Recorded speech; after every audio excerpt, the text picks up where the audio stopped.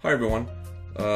Really wish I could be there with you today, but I can't. So instead I've made this video and a world that Jordy and Chris will walk you through in a few moments. Now this world is based on math principles from primary to junior, and I just threw it together really quickly just to show you some of the things that Minecraft can do. When you start in Minecraft, and hopefully when you log in you'll start right about here, you should see this, and these are just some instructions I've left for you along these walls, just so you're familiar with the basics. And the basics are all we're really worried about today. So the first thing I want you to note is at the bottom here it says F5 changes your view. So the view we're in right now is called first person, and it's the view that I think most people like to use for Minecraft. It's essentially like the camera is functioning as your eyes, right? But for some people, this kind of first-person view is actually a little disorienting. So if you hit F5 once, you'll now stand behind your character, and for some people, that takes away that feeling, that slight feeling of nausea they might get in their stomach as they play first-person. It's a very small segment of the population that feels that, but you may be one of them. So hitting F5 once will get you to this view. There's also this view. I can hit F5 again, and this is what I'll see. It's essentially looking at my character straight on. It is not the most useful view, but there you go. And if I hit F5 one more time, I'm back to my first person view.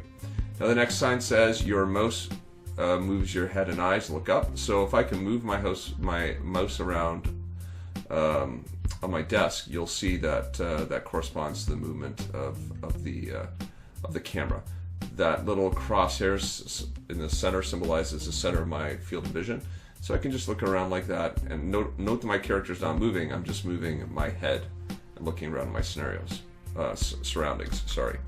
The basic key controls that we want to use are W, S, A, D. I'll move a little closer for you here. If you look on your keyboard, they're all fairly close together. W is at the top, so that's forward. S is back. A is left, and D is right. So what I like to do is I like to put my three middle fingers in my left hand kind of on those keys, so almost sitting on the A, S, D, and then I put my thumb along the space bar, and I'll show you why that's important in a second. All right.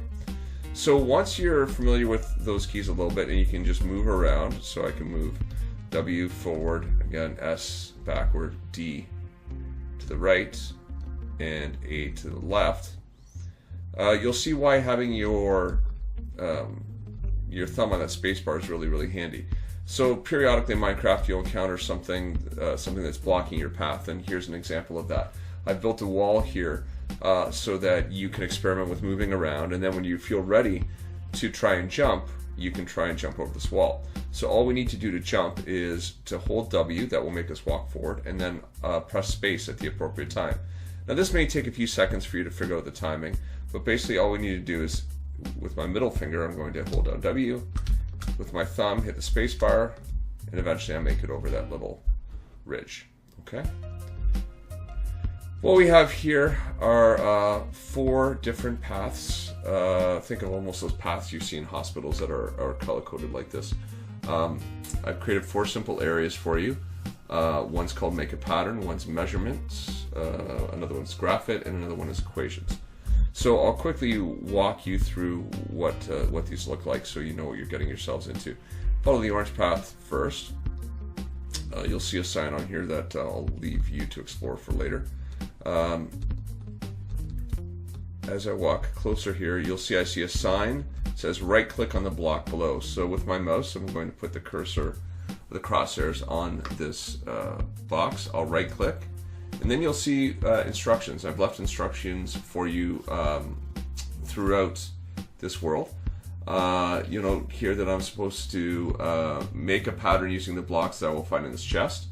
I will right click on the chest. I will drag one group of blocks to the bottom line of my inventory. I will do the same with 2 more groups of 64, making sure that my color choice is different each time. And then after I'm done that, I will continue on the orange path. Well, okay, I think I've got it. So I'm gonna hit close. There's my chest. I'm gonna right click. I'm gonna click and hold and drag down here. And then I'll take pink and I'll take black. All right. Now to exit this, I just need to hit E. That closes the chest. Now you'll notice that our views changed a little bit here. Then now I have these blocks here, 64, 64, and 64. Currently it looks like the black box is highlighted, and that's the one we see in my hand. These 1, 2, 3, 4, 5, 6, 7, 8, 9 slots correspond to the 9 buttons along the top of your keyboard. So if I hit the number 1, now I've switched to the first slot and I'm now holding green. 2 will get me to pink, 3 will get me back to black. I'm going to walk forward again. Here are my instructions again. I'm going to find a little space inside the fence off area to call my own. I'm going to use my inventory to get to the number on my keyboard. We've already gone over that. Then I want to choose the number that corresponds to the block of my inventory. I'm going to point my crosshair at the ground and right click, and I'm going to make a pattern by choosing different blocks and placing them. So let me go in here. I'll find myself a little area right over here. So if I place this, if I look forward, you can see that I just see the crosshairs, but as soon as I start pointing down, notice how those blocks are kind of highlighted. That's where things will be placed. So if I right click, I can put a block down. So I put black, and I'm going to move it to use D to move a little bit to the right. And then I'm going to choose pink and green. Now you can see here, if I were to keep going, obviously, I could simply keep replicating that pattern. Or, oops, helps if I get the pattern right. There we go. Obviously a very simple pattern, but I can continue that pattern. And trust me when I say that students who have played Minecraft before will be very, very comfortable with the idea of laying these blocks down and knowing how to do that.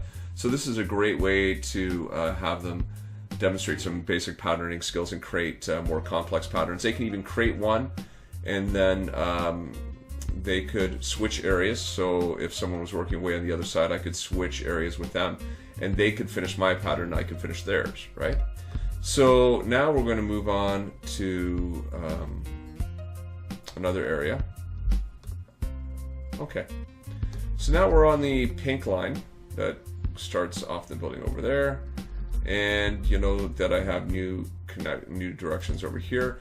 Because Minecraft blocks are uniform, the game can be used to teach area and perimeter. So what I'm going to do is right click on the chest, drag one group of 64 blocks to the bottom line of my inventory, and continue on the purple path. Okay, so I'm going to right click.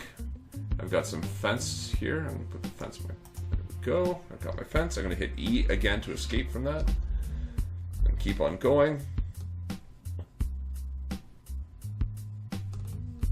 Okay, more instructions.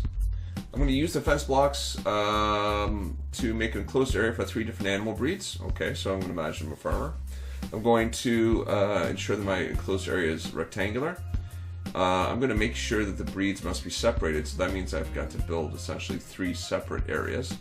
But each breed needs equal room, and I want to calculate the perimeter of the entire enclosed area. So I need to create one enclosed area, and I want to ensure that my breeds are separated, and I want to make sure each one has equal room.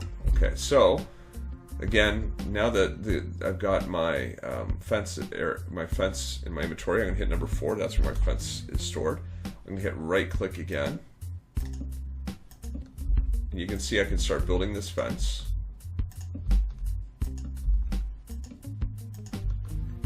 I can even start enclosing the area like this. So that could be one area.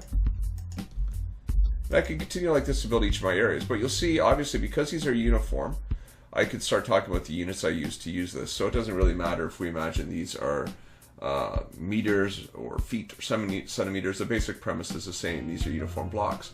So this allows me to talk about the perimeter of the entire enclosed area, about the individual 3 areas that we will have for each breed.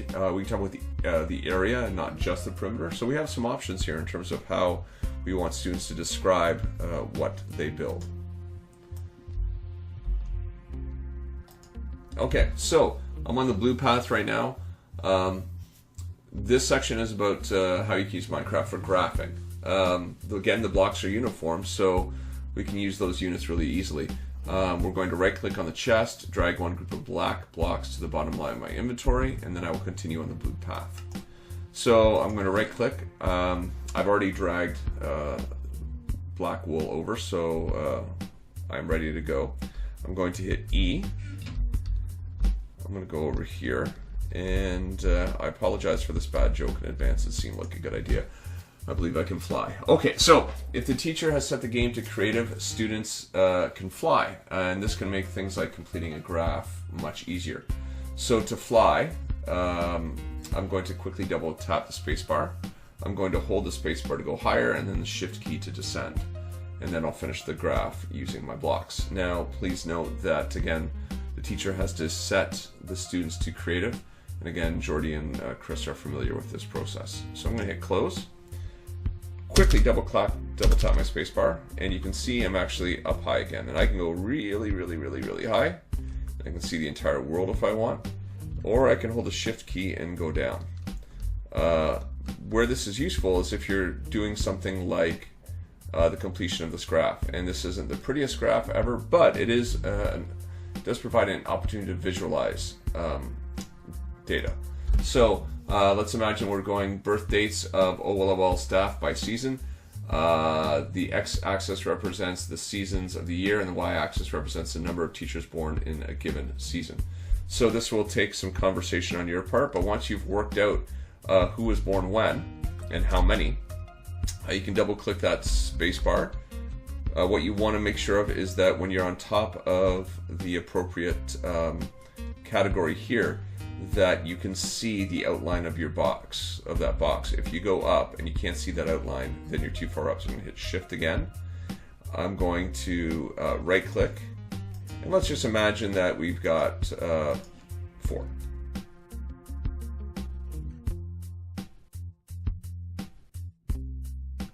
Okay, so the last example I want to show you is the yellow path. I'll take you over here, and let me just get a little bit closer. I'm going to right click on the block below again. It says I will create a visualization of an equation. I'm going to right click on the chest. I'm going to drag one group of 64 blocks to the bottom line of my inventory, and I'll continue on the yellow path. So I right click. I'm going to take 64 pieces of cobblestone. I will hit E again. I'll continue to walk. Okay, so this version of Minecraft, not the standard version your kids have at home, but this educational version actually has numbers built into it, which is really nice. And in fact, if you get really complicated, you can actually, there are working simple computers in Minecraft that you can actually program to do things. It's actually really impressive. But all we're worried about right now is this equation of 3 times 4 equals 12. If I right click on this information block above, it says find yourself an area on the yellow floor, create a pattern that represents this equation. And I remember this doing with my daughters when they were first learning multiplication, the idea of grouping values. So what this would require students to do is just find an area and to create 3 groups of 4 blocks. Something as simple as this. And I guess one way you can look at this, the way we're representing this, is it's actually almost like a virtual manipulative, isn't it? I mean, I'm sure when you teach multiplication in the primary grades, you give students objects that they can count and manipulate and group together. This is essentially the same thing, and it's in a world that students are really familiar with, and giving them a chance to play around in this world and to demonstrate their learning in this world can be a really, really engaging experience for them. So best of luck as you attempt these 4 little activities. If any other activities occur to you that might be really good for math at your grade level, or any other activity you would like to consider, please let me know and I will do my very best to help you. All right, happy PD Day, everybody.